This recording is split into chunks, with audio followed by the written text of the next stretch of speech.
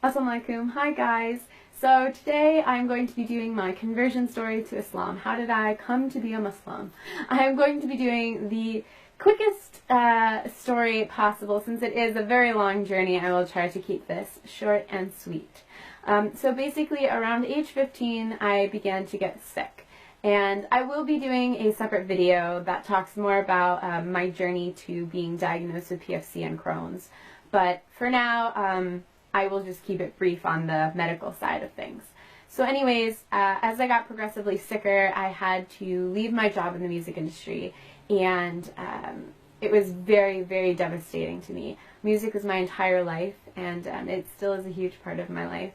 When I didn't have God, when I didn't have a faith, I firmly believe that God gave musicians their talent to be able to help kids who maybe don't have a strong faith in their life or don't have something else that's there for them, a parent, a loved one, something.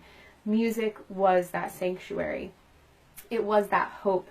Those lyrics rang true to me. So ever since I was young, I knew I wanted to work in the music industry, and I worked my butt off to get to where I was. And I was doing some incredible tours, and I was having the time of my life, and I met incredible people, and one of which really stood by me during these tough times. We both had anxiety issues, and we would kind of help one another cope with our anxiety while we were on tour.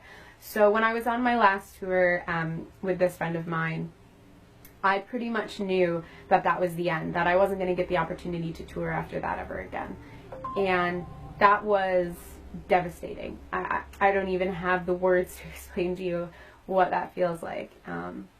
And so he really helped me through being sick on tour and, you know, being anxious about being so far from home and my family and being so sick. He was there and really helped talk me out of panic attacks and things like that. So I'm eternally grateful for that. And likewise, I did my best to help him through his triggers and different anxious scenarios. So moving forward, when I got back home, I started going to different doctors, and nobody could figure out what was going on with me. And during this time, my mom was an incredible support, but also my best friend, Kristen. She was there for me, and she was the only other person outside of my friend from tour that could really reach me and talk to me when I was having an anxiety attack. Any of you guys who have anxiety issues know that when somebody comes to you during an anxiety attack and says, "Oh, it's going to be okay, calm down," you can't just shut it off. It doesn't work that way. So it's rare to find a person that gets you and gets your pattern of thinking and can get you out of your sort of anxiety spiral that you're going through. So she was there for me through thick and thin, through all the procedures I went through. And then she met her husband, and you know, mashallah, he's a great man, and they were so cute together. But when they did meet, I was still very, very sick, and she fell in love very quickly, and they got married very quickly as well. And she moved down to South Carolina. And for those of you who don't know, I live up in New York. So that's quite the hike. So as she left, that really left me feeling very alone, because previous to that, my friend from the music industry had passed away. He had died in a motorcycle accident, and it left me feeling like I was in this anxiety bubble all by myself. Nobody could get me out of those anxiety spirals that I would start going down. And just as I lost these two people in my life, I had to go in for the biggest procedure that I had ever endured. And it was the scariest moment of my life. I sat in my hospital bed.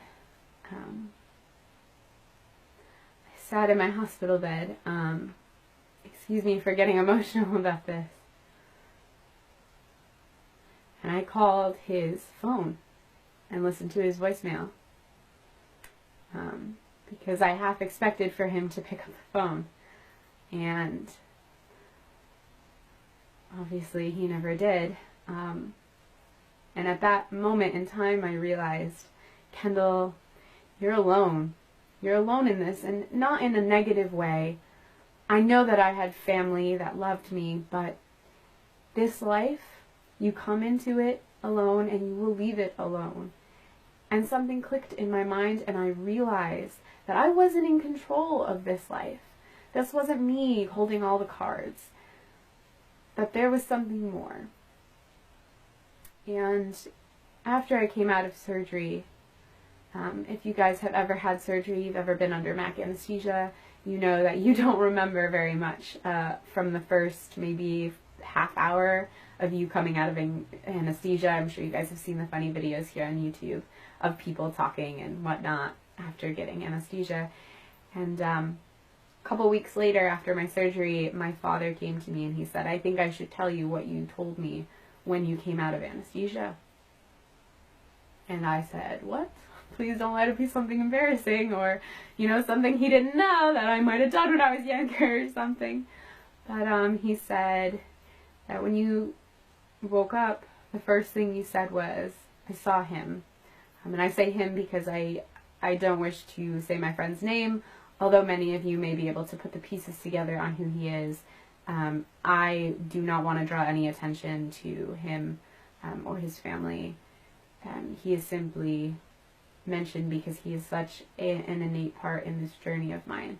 But my relationship with him, I would like to keep completely private and do not wish to gain any sort of acknowledgement for knowing him or anything like that.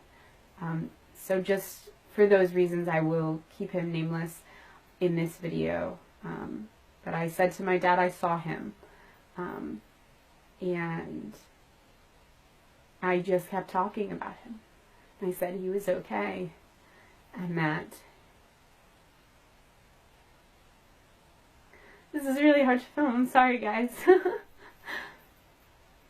And he told me to make sure his daughter was okay, and that his wife was okay, and just make sure that they were good. And it was really, really hard to hear coming back from my dad. And it really shook me, and it put me into a very emotional place. And I was sad and confused because I hadn't even gotten the chance to go to his funeral or his memorial because we lived on two different sides of the country. So things are still, even to this day, very raw because I haven't had that full mourning process. So anyways, as I was in that state of mind, I came across a line from the Quran that said, "Allah does not burden one with more than they can bear." And that line kind of came at me like a ton of bricks, and I said, wait a second, maybe I've been looking at this all wrong. Maybe I'm given this life because I'm strong enough to live it, because I can do this, and that there's going to be a life after Crohn's, and a life after PFC, and all these tests and surgeries and doctors and pain, that it will one day stop. And I started to believe, the more I read from the Quran, that God is not going to just endlessly torture me. He didn't put me here on earth to be in pain. He put me here as a test, to test my character of who I am and how I'm going to deal with these situations that I'm put into. So I took my Shahada about a month after I had that experience, because Islam rang so true to me. It was a no-brainer almost. Coming from a Roman Catholic family, my parents were glad that I had accepted God into my life, since previous to this whole experience I had rejected the Catholic background that I'd been brought up on, and it was a Leve Satanist, which, where you guys freak out, has nothing to do with Satan. I believed in nothing, basically, in short. So they were happy that I found God, and that God was now a part of my life. But it was hard for my grandparents to accept, and I think the only person in my life that really accepted it was my dad. He was really embracing of it, as was Kristen. After all this happened, Kristen and I did reconnect, and we were able to mend some of the fences that we had broke just in the process of trying to grow our relationship from best friends to now her, you know, having a husband who is her best friend and partner in life. you know, we had to find where our friendship now lied and how we fit into the bigger equation. So alhamdulillah, Kristen and I are just the best of friends. It's been an emotional journey to get to Islam, and if you asked me 2 years ago if I would think that I would be here making this video for you guys, I would have said that you were crazy. But alhamdulillah, I am grateful for having Crohn's. I am grateful for losing someone I loved, in the sense that it made me grow as an individual and become the adult that I am today, and it brought me to God. And I realized that there wasn't anything you could have done to get me to believe in God or a higher power or any sort of religion unless you had broken me down that far, until you stripped me of my job, of one of my best friends, of my tour family, and of my health. Until all of that was stripped away, I couldn't have seen this. So, alhamdulillah, I am so grateful to be a Muslim, and I am so grateful to be here today to share this with you guys. And I'm sorry that I got so emotional telling this story. I don't usually tell my story. I usually kind of just say, you know, I was Catholic and now I'm Muslim. But that's how it happened. So if you are also a revert, I would love to see your stories. So let me know if you have a conversion video or you want to tell your story to me down in the comments below. Please feel free. You can also contact me on my blog, as well as see me on Instagram and Twitter. So I hope you guys are doing well, inshallah. And if you have any other questions, feel free to ask down below. Thanks. I love you guys for the sake of Allah subhanahu wa ta'ala.